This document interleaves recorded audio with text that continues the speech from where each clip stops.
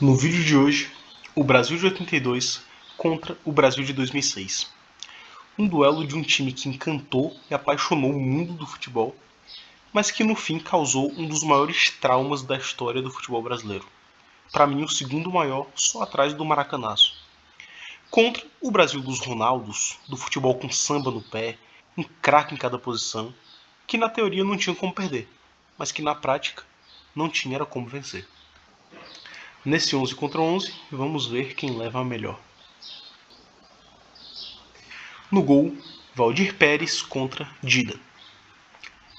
Valdir Pérez, um goleiro que pelo São Paulo fez história, um goleiro extremamente seguro, decisivo, pegador de pênalti, provocador, um ídolo da história do São Paulo, o segundo maior talvez atrás de Rogério Ceni, né, na posição, mas que ficou marcado na Copa de 82 por conta da estreia do frango que ele toma no primeiro chute no gol da União Soviética. O cara tipo, toma um frango assim, ridículo, ridículo, e ficou marcado por isso.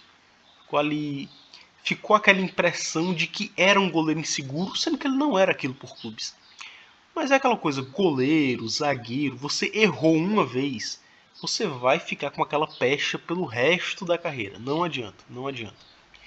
A não ser que fosse campeão, aí as pessoas esqueciam. Mas como não foi, então é aquela coisa. Toda bola que vai no gol, toda bola que chutar ali contra um goleiro que falhou tão bizonhamente, sempre vai ficar aquela questão, ih, vai falhar de novo, ih, agora? Você perde a confiança. E é uma posição que os companheiros têm que confiar em você. Então, por conta desse episódio, Valdir Pérez ficou ali marcado. Procurem um vídeo desse gol que ele toma. Cara, é um gol ridículo. É um gol ridículo. Mas não é um lance que vai ali marcar a carreira inteira do cara. Era um grande goleiro. Contra Dida, que também era um goleiraço, pegador de pênalti frio, o cara parecia que não sentia medo, que era indestrutível. E a única coisa que você possa falar de Dida, de defeito, seja a saída aérea, né? Que um goleiro dessa altura, um cara desse tamanho, e na bola aérea ele preferia ficar debaixo das traves. Confiando ali mais na qualidade, no reflexo, que tinha muito, mas era uma coisa ali que às vezes comprometia. Mas defendendo o pênalti, na hora de agarrar pênalti, esse cara aí era um dos maiores da história. Final da Champions de 2013, ele pega uns 3 pênaltis da Juventus. Enfim, sobre esses dois goleiros, era isso. E a minha escolha aqui é Dida. Acho que, considerando o goleiro como um todo, era mais goleiro. Agora vamos para a defesa. Oscar contra Lúcio. Oscar, um zagueiro que fez história ali no São Paulo, um zagueiro extremamente técnico, mas que também não deixava a desejar ali na parte defensiva, no físico, na bola aérea. Contra o Lúcio, que também era um excelente zagueiro, mas que para mim ali, quando ia para a parte mais técnica, para coisa ali que não dependia tanto da vontade, da força física, deixava um pouco a desejar. Então aqui para mim, Oscar era mais zagueiro do que Lúcio. A outra disputa na zaga, Luizinho contra Juan. Para mim aqui é a disputa mais desequilibrada. Para mim, Luizinho seria o que é um Marquinhos no dia de hoje. Um cara que é um zagueiro muito técnico, tem muita classe, se posiciona bem, mas que na hora do físico, na hora de bater, de dar uma porrada no atacante, não é da característica do cara. E um zagueiro precisa fazer isso.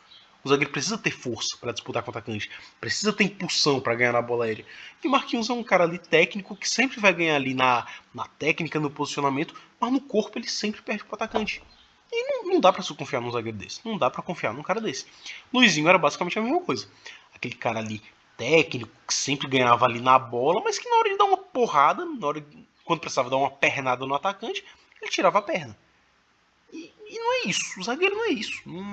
O cara tá na posição errada, né? Contra Juan, que pra mim era um craque. Juan era um craque jogando na zaga. Esse cara que tudo que Marquinhos tinha de posicionamento, de antecipação, ele tinha, só que tinha muito mais força física, tinha muito mais impulsão, era mais técnico ainda que Marquinhos. Assim, Juan era um monstro de zagueiro. Puta que pariu, Juan era um craque, assim. Meu Deus, cara, meu Deus. Juan dava passe assim de meio campista, driblava como meio campista. O cara ali jogando na defesa. Enfim, Juan não tem o que falar, não tem o que falar desse cara. E obviamente aqui para mim a disputa mais desigual é Luizinho e Juan. Um era muito, mas muito mais zagueiro. Agora indo para as laterais, Júnior contra Roberto Carlos. Dois craques da posição, dois dos maiores da história na posição. Mas em momentos decisivos, principalmente na seleção brasileira, os dois tiveram falhas ali que não dá para o cara esquecer, que não dá para... porque prejudicaram o time. Comprometeram o time, comprometeram um título. Enfim, vou falar aqui de cada um. Júnior, por exemplo, na Copa de 82, no fatídico jogo contra a Itália, né? Na tragédia do Sarriá. Primeiro gol de Paulo Rossi, não que seja tanto culpa dele, é uma bola ali que era para Luizinho estar em cima de Paulo Rossi, mas o Paulo Rossi estava vindo da lateral esquerda, estava vindo ali de onde era a zona de Júnior. Você pode até dizer que ele estava sobrecarregado na posição, isso e aquilo, mas porra, o cara entra sozinho, livre, no meio dos dois. Tipo, você pode até tentar livrar a cara dele nesse lance, mas esse próximo lance, meu amigo, não tem como. Não tem como. O terceiro gol de Paulo Rossi nesse jogo é um erro juvenil. É um erro juvenil de Júnior. Bola de escanteio, o Brasil tira a bola e ele fica lá parado no meio da área, dando condição para quem quisesse. Ali da Itália ficar em condição. Todo mundo saiu e ele ficou. E aí Paulo Rossi, que era para estar impedido, não estava impedido, e fez o gol. Quando o jogo estava 2-2, estava empatado, o Brasil estava numa pindaíba ali, naquele jogo, um jogo duro. Ele vai lá e entrega um gol, depois do Brasil ir buscar duas vezes o empate. Aí já era, aí não tinha mais como. Então, assim, erro juvenil, erro primário no futebol. Todo defensor sabe disso. Escanteio, tirou a bola, todo mundo sai, corre. Corre, porque senão acontece esse tipo de merda. E Roberto Carlos também, como eu falei, em momentos decisivos, prejudicou a seleção brasileira. Final da Copa de 98, uma bola que estava dominada no pé dele, ele podia só chutar para a lateral, podia fazer o que quisesse. Ele vai lá, tenta dar uma embaixadinha para tirar de bicicleta, entrega o escanteio. No escanteio, sai o primeiro gol da França. Aí no segundo gol da França de escanteio, Zidane cabeceia por debaixo das pernas dele. É tipo, porra, velho, não dá. O cara não podia ver Zidane, não podia ver Zidane que entregava, velho. Não dá, não dá. E aí na mesma Copa de 98, nas quartas de final contra a Dinamarca, bola de Roberto Carlos que ele podia tirar a bola simples, não. Ele inventa de dar uma bicicleta e deixa a bola cair no pé de Brian Laudrup. Aí cai no pé de Laudrup, meu amigo, é gol. E aí a Dinamarca, não sei se foi o primeiro ou foi o segundo gol da Dinamarca nesse jogo, mas enfim, colocou o Brasil no sufoco. Um jogo que foi 3-2, um jogo que podia ser mais tranquilo, e o cara ia lá e fazia uma palhaçada dessa. Então, tipo, é sacanagem. Tipo, não dá para um defensor ficar fazendo esse tipo de coisa. E aí, quando colocam a culpa dele em 2006, uma coisa que nem era tão culpa dele, sim, de fato, não era para ele ser o marcador de Henry, mas não existe isso no futebol de você dizer, olha, a minha função era puxar o contra-ataque, quem devia estar marcando Henry era outro cara. Tá, então quer dizer que se tu vê o cara livre, mas não era tu que era pra estar marcando ele, tu vai deixar o cara livre. Cara, atrapalha. Não existe isso. Não existe isso. Essa desculpinha aí não cola com ninguém. Só pra Roberto Carlos e pros babões que querem livrar a cara dele. Porque, porra, não, o cara tava livre, mas eu não fui porque não era minha função. Se o jogador do teu time fala um negócio desse, se teu time toma um gol por causa disso, tu ia defender o cara? Não dá pra defender esse tipo de coisa. O cara se abaixa. Na hora que Zidane vai pra bola, parecia que era combinado. Ele se abaixa. Ou seja, se a bola vai em cima dele, ele não ia conseguir ter reação, que ele ia ter que primeiro se levantar pra conseguir pegar a bola. E aí tá lá. O time tá todo mal posicionado, tá ali 4 caras da França contra 3 do Brasil e Henry tá sozinho. Se o Roberto Carlos vai junto com o Henry, ele atrapalha. Ai, mas não tem como Roberto Carlos marcar Henry por conta da altura. A bola não foi alta. Não foi. E mesmo um cara alto, ele consegue ir no corpo e atrapalhar o cara de cabecear. É futebol, meu amigo. Vocês não sabem que porra é futebol, não? Caralho. Se ele vai na bola junto com o Henry, ele atrapalha e Henry não faz o gol. Ele não fez menção de ir na bola. Não dá para defender. Mesmo que você fale, não, mas não foi culpa dele, foi desorganização. E as outras vezes que ele também falhou. Em 98, as duas falhas que ele tem. Então é o conjunto da obra que faz os caras terem raiva de Roberto Carlos. Cara, não dá para defender. O cara é um lateral esquerdo. A função do lateral é primeiro ser um defensor. Depois ele tem que atacar. Só que na cabeça dele achava que era muito craque e achava que não, os outros que marquem aí, eu tenho é que atacar. Então, dois craques na lateral, dois monstros, mas que, porra, foram erros infantis, foram erros ali que, porra, é sacanagem fazer o que esses caras fizeram com a seleção brasileira. É sacanagem. Eram coisas ali que, se são outros jogadores, se é um jogador ruinzinho, se é um jogador perna de pau fazendo isso, ia ser massacrado assim pro resto da vida. Mas como era Júnior, era Roberto Carlos, aí tem toda essa passação de pano. Mas enfim, tô aqui mostrando o que é. Tô aqui mostrando a parte boa e ruim dos caras. Júnior era um craque, defensivamente sempre foi fraco, mas com a bola no pé era um gênio, era um gênio. O cara, no final de carreira, foi jogar de meio campo no Flamengo. Foi campeão brasileiro, sendo o melhor jogador do Campeonato Brasileiro em 92, jogando de meio campista, um lateral. Coisa que o Marcelo hoje em dia nunca conseguiria fazer, porque ele não tem a qualidade de um Júnior.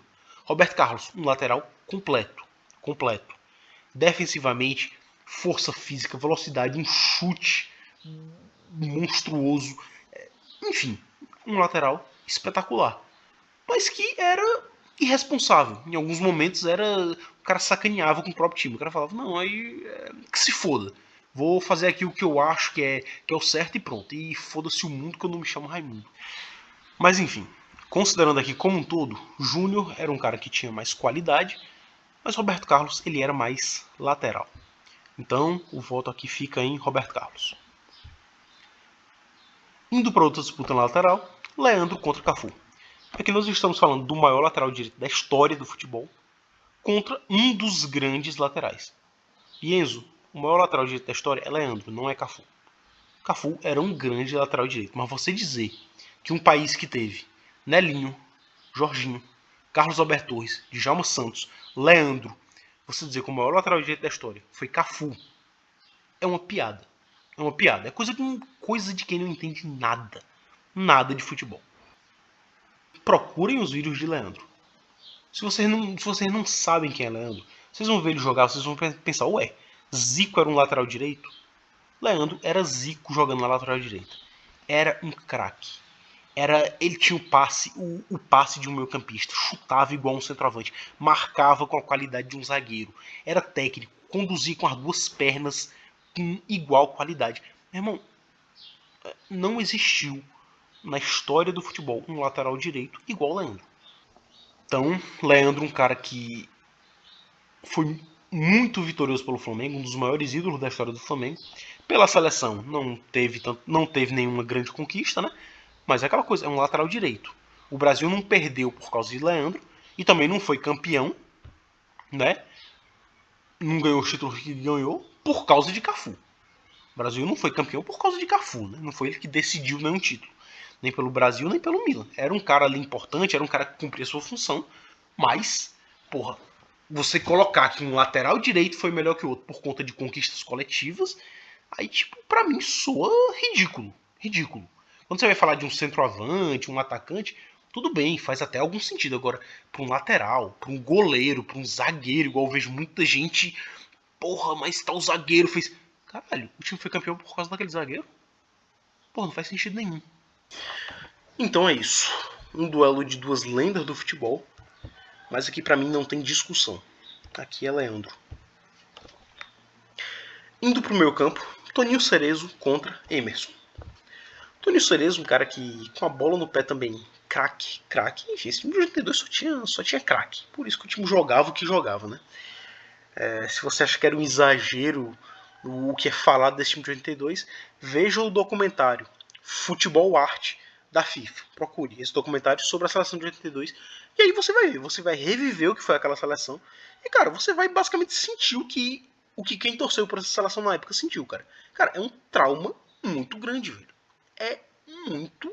Foi muito triste o que aconteceu com essa seleção. Enfim, Toninho Cerezo, um volante que fez história no Atlético Mineiro, fez história no São Paulo. Um cara extremamente técnico. Na marcação não era tão bom quanto com a bola no pé, mas também não comprometia, né? O problema é que também um cara que vai ficar marcado porque naquele jogo contra a Itália, o segundo gol da Itália ele dá a bola no pé de Paulo Rossi. Uma bola ali, aquela de novo, erro juvenil. Não se inverte bola ali na defesa, a não ser que tu tenha muita segurança. O cara foi lá e quis inverter uma bola, jogou no pé de Paulo Rossi. E aí deixou a zaga sem pai nem mãe. E Paulo Rossi fez o segundo gol. Vai ficar marcado por isso, não adianta, né? Mas um craque da posição. Contra Emerson, que era um grande volante, Talvez ali na função fosse até melhor que o Toninho Cerezo. A função do volante é mais marcar do que criar, né? Na marcação era melhor que o Toninho Cerezo, mas não era nenhum gênio, não era nenhum, né, craque da posição. E aqui, para mim, por mais que Emerson fosse melhor defensivamente, para mim Toninho Cerezo era mais jogador. Considerando tudo, todo da carreira, para mim ainda assim, Cerezo ganha essa disputa. Segundo duelo no meio campo, aqui os segundos volantes do time, né? Falcão contra Zé Roberto.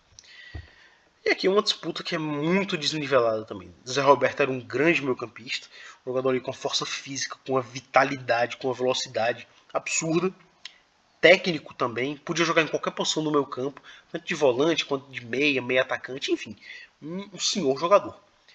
Só que Paulo Roberto Falcão era outro nível. Falcão era um craque, era um gênio, era aquele cara ali que, enfim, o rei de Roma, né? Então aqui é Falcão. Próxima disputa no meio campo, Sócrates contra Kaká. Sócrates, que foi um dos maiores gênios da história do futebol, cara que, como o Miller disse numa entrevista, era um meio campo que, por mais que fosse lento, que por mais que nem parecesse que era jogador, mas quando pegava a bola, você achava que você ia, não, eu vou marcar ele aqui, vou tomar a bola dele. Ele não ia permitir isso.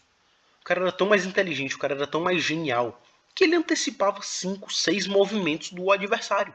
Era um cara que não permitia que o adversário encostasse nele. Que a bola que você achava que ele ia dar de primeira, ele ia dominar e fazer a jogada.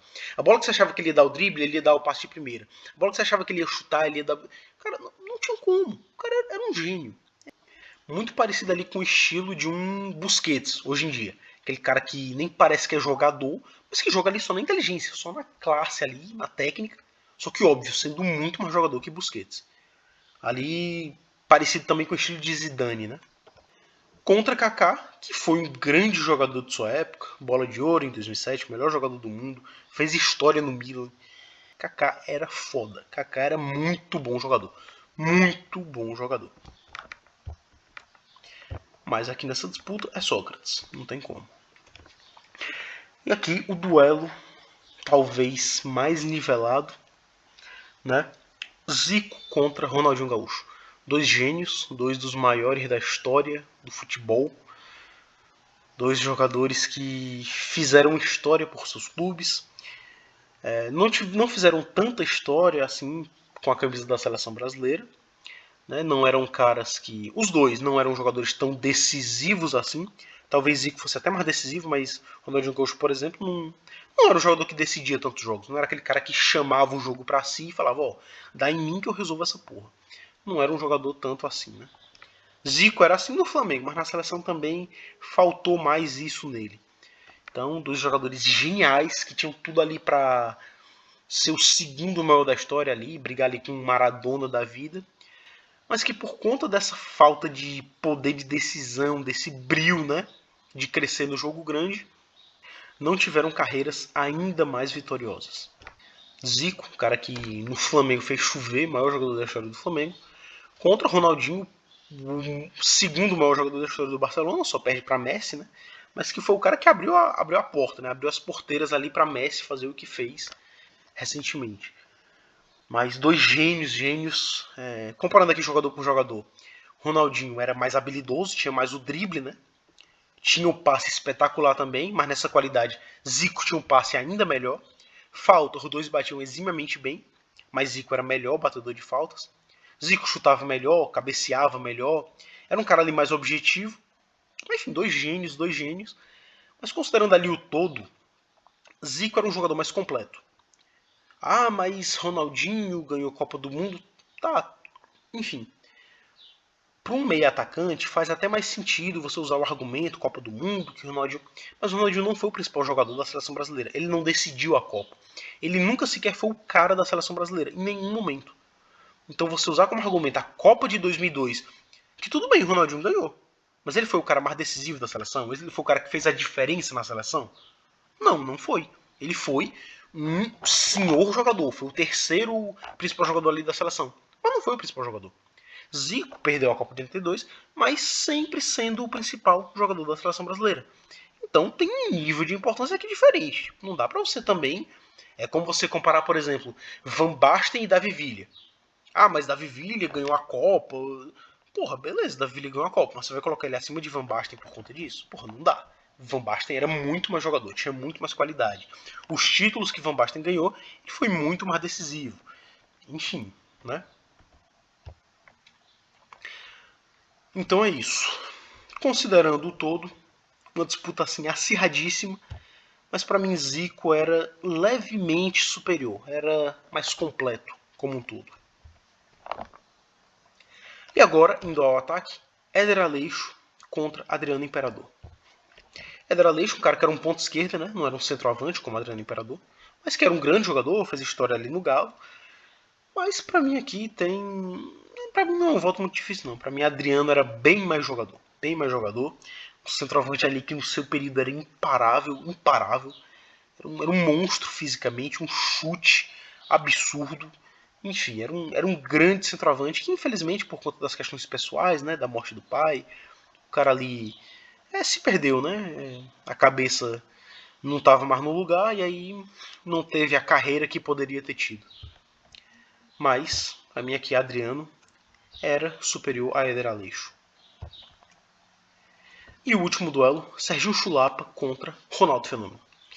Serginho Chulapa era um grande centroavante, era um monstro de centroavante, extremamente goleador, raçudo, forte, brigador. Enfim, é uma característica até que lembrava um pouco, sem ter a técnica de Ronaldo Fenômeno, né? Mas nessa parte de brigador, de físico, que lembrava até um pouco o estilo de Ronaldo. Né? Mas um cara que, por conta da Copa ruim que fez em 82, foi escolhido quase que como bode expiatório para aquela seleção. É colocado ali que não deveria ter sido ele o centroavante. De fato, não tem muito sentido o cara colocar numa seleção daquela com Zico, Sócrates, Falcão, Cerezo, um monte de jogador craque técnico, você colocar Serginho Chulapa. O próprio Serginho fala que a Copa dele era de 78, não era de 82. Porque 78 foi uma Copa de briga, de porrada ali, uma Copa que tinha tudo a ver com o estilo dele. 82 era uma Copa que fazia muito mais sentido você colocar um careca, que não jogou porque estava lesionado, mas enfim, combinaria muito mais com o estilo da seleção de 82. Ou, por exemplo, Roberto Dinamite, que Tele não quis colocar. Não quis colocar, não tinha desculpa. Ele colocou no banco. Um cara que combinava muito mais com a seleção de 82. Ou o Reinaldo, que vivia quebrado, mas que, porra, Reinaldo era um gênio. Reinaldo era um gênio de centroavante. Mas que por conta das questões físicas, né, não teve uma carreira mais longeva. Mas enfim, é aquela coisa, não é culpa de Serginho Chulapa porque o cara escalou ele, né? Não é justo você colocar na conta dele a derrota do time. Não tem muito sentido. Jogou mal, mas não era o estilo dele ali. Mas a comparação aqui com o Ronaldo Fenômeno aqui não dá, né? A diferença é muito grande. O Ronaldo Fenômeno foi um dos maiores da história. Um centroavante que ali completo, a única coisa ali que não fazia era não cabeceava tanto, né? Mas enfim, no auge ali de Ronaldo Fenômeno, o cara era uma coisa assustadora. Era assustador o físico desse cara, aliado com qualidade técnica. E, assim como Reinaldo, um cara que foi ali podado por conta das lesões, né? O universo equilibrou, falou: Ronaldo, tu é muito foda, vou aqui te dar uma lesão porque senão é covardia com os outros. Mas enfim, um cara que em sua época jogou contra George Weah, Raul Gonzalez, Batistuta, Thierry Henry. Poderia citar outros aqui como Trezeguet, Crespo, Ibrahimovic, enfim, tantos centroavantes excelentes que jogaram na época de Ronaldo Fenômeno. Mas Ronaldo era tão foda, mas tão foda, que todos esses caras pareciam só bons jogadores. E eu não estou falando de jogadores qualquer. Esses caras aí não são jogadores quaisquer. Mas o Ronaldo Fenômeno era tão foda que transformava eles em... é um bom centroavante, mas foda mesmo é Ronaldo. É um bom jogador, Henry, bom centroavante, mas foda mesmo é Ronaldo. Enfim, isso mostra pra você ver o quanto que o cara era foda. Enfim, dito tudo isso aqui, não tem o que discutir, né? Que é Ronaldo. E é isso, galera. Esse foi o vídeo. O resultado, o time final fica com Dida no gol, Oscar e Juan na zaga, Nas laterais, Leandro e Roberto Carlos. O meio campo, todo ali de 82, né? Toninho Cerezo, Falcão, Sócrates e Zico. E a dupla de ataque, Adriano e Ronaldo Fenômeno. É isso. Digam aí se vocês concordam ou discordam. Digam sugestões para outros vídeos. Curta aí se você gostou, hype o vídeo. E é isso, galera. Valeu, até a próxima.